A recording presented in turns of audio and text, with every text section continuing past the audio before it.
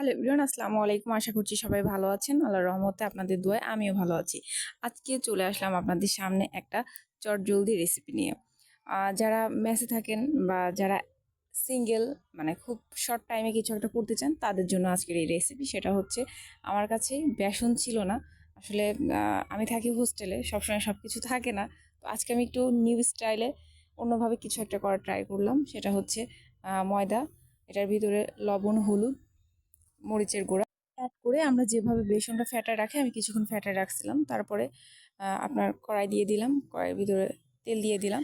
তারপরে আলুটা ওটার সাথে সুন্দরভাবে একটু জড়ায় নিয়ে, আমরা যেভাবে আর কি বেগুনি তৈরি করি ঠিক সেইভাবে আলতোভাবে গায়ের সঙ্গে জড়িয়ে নিয়ে তেলে ছেড়ে দিলাম। তারপরে মিডিয়াম লেভেলে হিটে আপনার এটা ভালোভাবে ভেজে নিতে হবে। আর এখানে বলে রাখি, আপনারা হয়তো ভাবতে পারেন যে কী ব্যাপার,